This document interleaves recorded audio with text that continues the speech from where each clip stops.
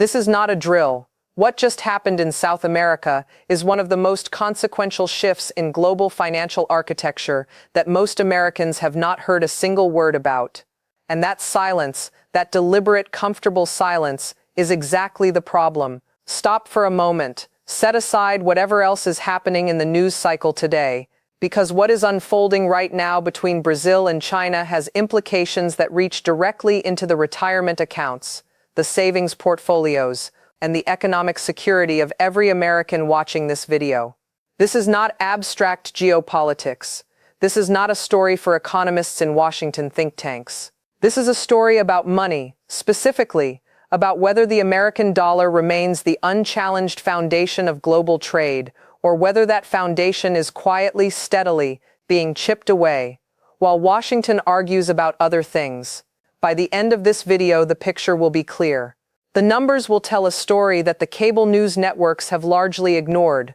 And that story is deeply, genuinely alarming for anyone who understands what dollar dominance has meant for American prosperity over the last 80 years.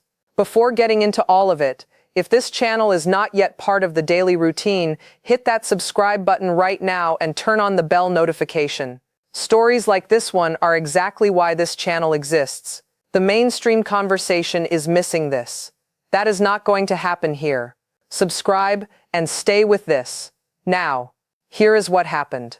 In April of 2023, Brazilian President Luiz Inácio Lula da Silva traveled to Beijing and signed a landmark bilateral trade agreement with China that explicitly bypassed the United States dollar.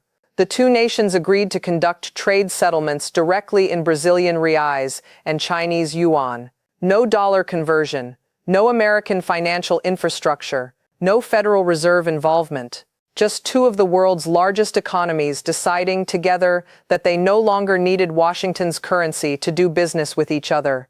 Let that sink in. Brazil is not a small player. Brazil is the largest economy in Latin America. Brazil is the world's largest exporter of soybeans, the largest exporter of beef, one of the top 5 producers of iron ore on the planet.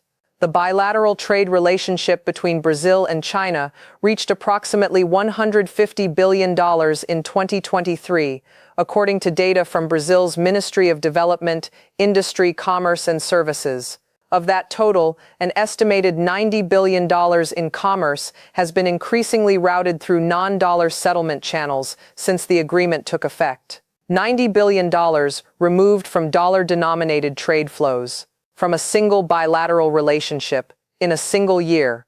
That is not a dip, that is a restructuring. And here is the part that Wall Street is genuinely worried about, because the Brazil-China agreement did not happen in isolation.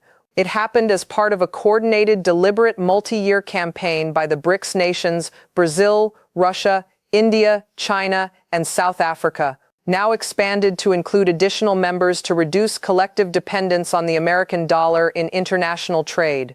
The Brazil deal was one piece, but the pieces are assembling into something much larger than any single bilateral agreement.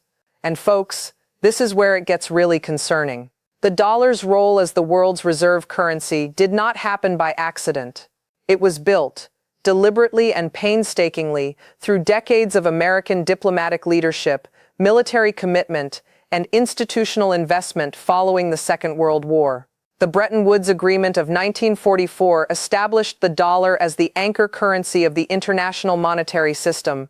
44 nations gathered in New Hampshire and agreed that the dollar, backed by American gold reserves, would serve as the foundation of global trade. When President Nixon suspended dollar-gold convertibility in 1971, the system evolved, but the dollar's dominance did not diminish. Instead, it deepened, backed now by the full faith and credit of the American economy and reinforced by the petrodollar system, in which oil-exporting nations priced their exports in dollars and recycled those dollar revenues through American financial markets. The result was an extraordinary privilege. When the United States imports goods, it pays in dollars. When those dollars circulate in foreign economies, foreign central banks hold them as reserve assets, buying American Treasury bonds and providing Washington with a continuous source of low-cost financing. The Congressional Budget Office has noted that reserve currency status reduces American borrowing costs by an estimated 0.5 to 1 percentage point across the yield curve. Over decades, across trillions of dollars in accumulated debt, that advantage compounds into an almost incomprehensible fiscal benefit. Barry Eichengreen, professor of economics at the University of California, Berkeley, and the author of Exorbitant Privilege: The Rise and Decline of the Dollar, has written extensively about what reserve currency status means for American economic power. According to his analysis, the United States has been able to run persistent current account deficits, importing more than it exports, precisely because the world's hunger for dollar assets provides continuous financing for those deficits. No other nation on earth enjoys that luxury. Now consider what happens when that privilege begins to erode. The numbers don't lie.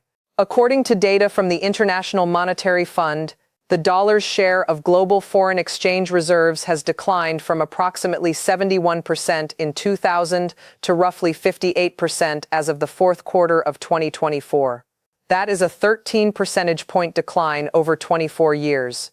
In absolute terms, as global reserve holdings have grown, the dollar's share has fallen while the yuan's share has risen from near zero to approximately 3%. That sounds small, until considering that the yuan was not even included in the IMF's special drawing rights basket until 2016. The trajectory matters as much as the current level. The direction of travel is unmistakable. Here is what nobody is talking about. The Brazil-China agreement is not the only recent example of dollar bypass. In March of 2023, India and Russia settled an oil transaction in Indian rupees.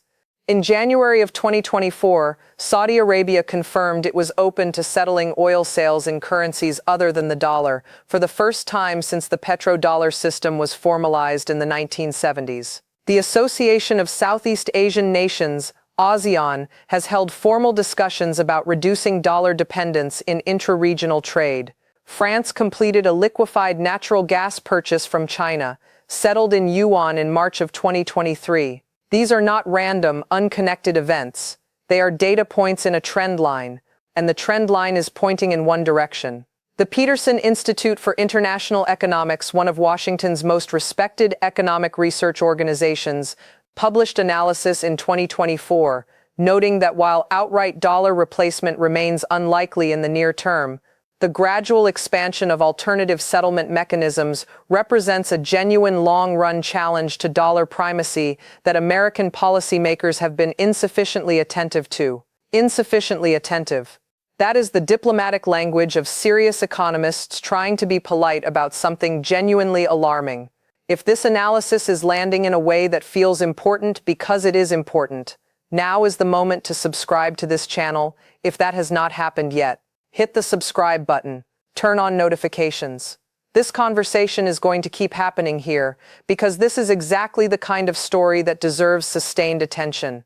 What does all of this mean for ordinary Americans? Not for economists, not for Treasury officials, for the people watching this video, the retirees, the former professionals, the grandparents watching their savings navigate a volatile world. The consequences are not theoretical, they are mechanical. And they are already beginning to materialize. Start with borrowing costs.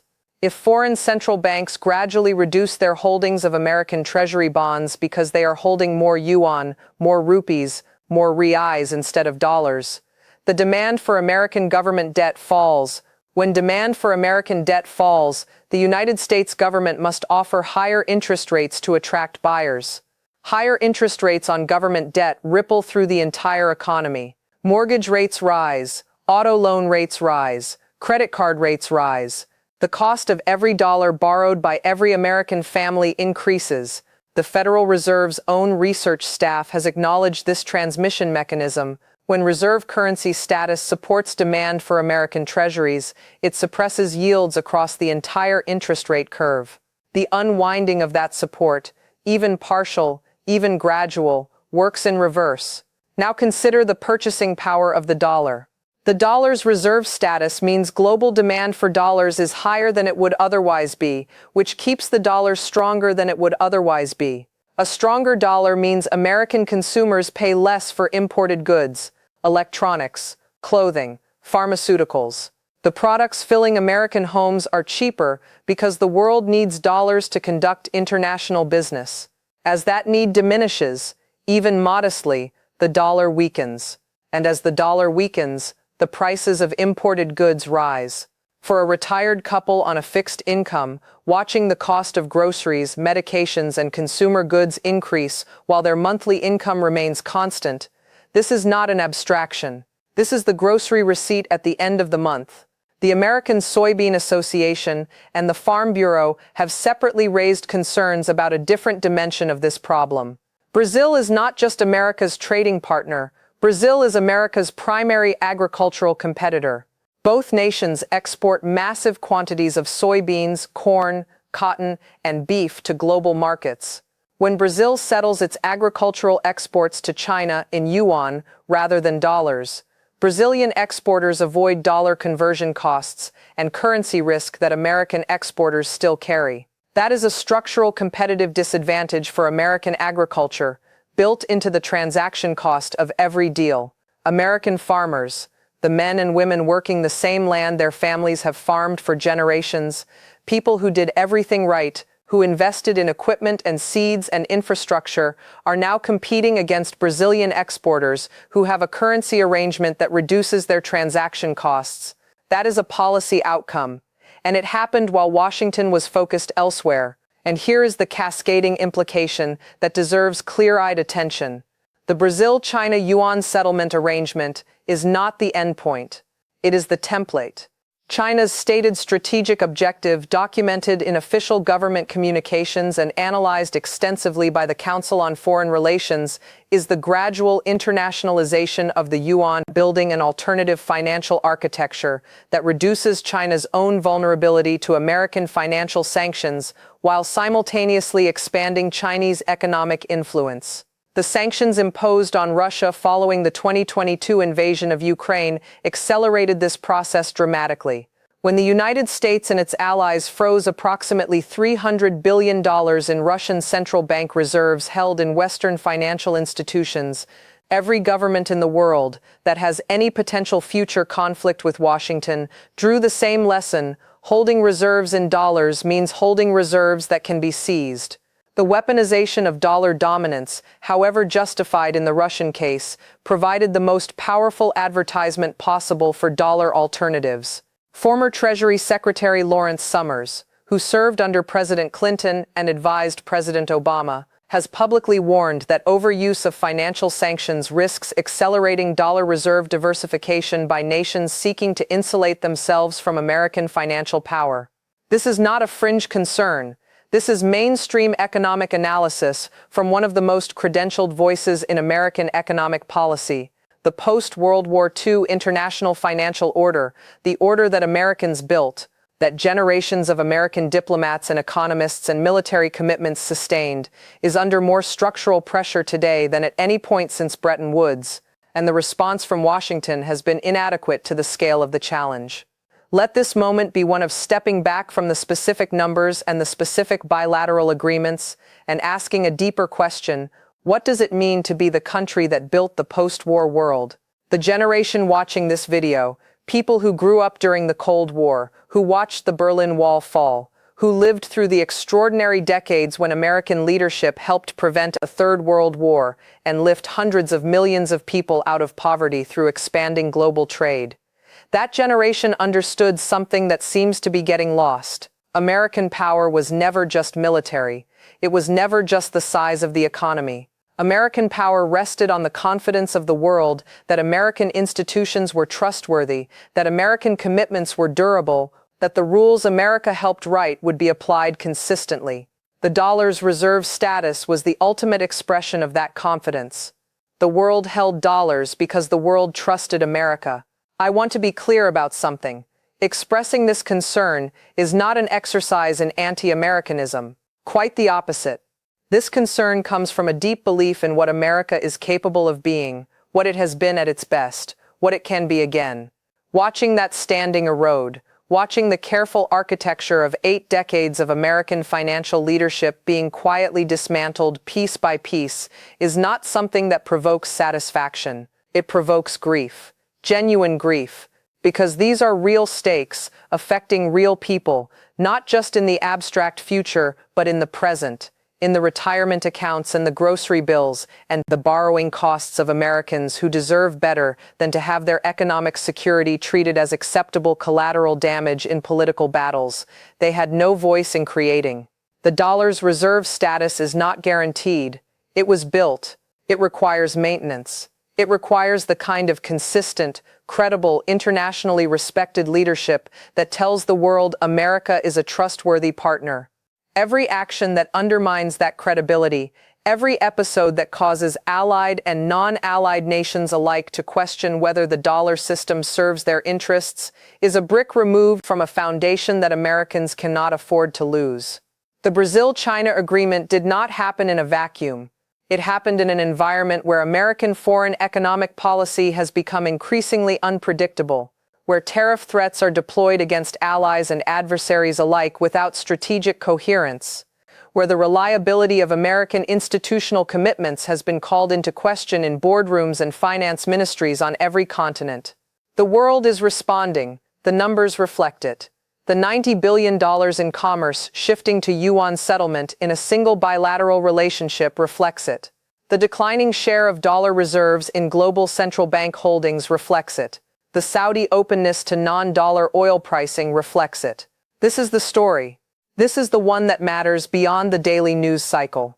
This is happening right now, and it deserves the attention of every American who cares about the economic foundation on which their retirement security, their children's opportunities, and their country's future rests. If this video opened eyes to something important, and this is genuinely important, hit that like button. It helps more people find this content, and more people need to find it. Subscribe to this channel if that has not happened yet, and turn on the bell so nothing is missed as this story continues to develop. Share this video with someone in the circle, a friend, a family member, someone who is paying attention to what is happening in the world and deserves to understand this piece of it. And drop a comment below. What is the reaction to this? Is Washington paying enough attention to the dollar's reserve status? What should American policy look like in response to Yuan internationalization? The community here is thoughtful and informed, and that conversation matters. Thank you for the time invested in watching this. That investment reflects exactly the kind of engaged, informed citizenship this country needs more of right now. This story is going to keep developing, and this channel will keep covering it with the rigor, the honesty, and the genuine concern for American interests that it deserves. Duration at 160-170 WPM, 19-20 minutes, *,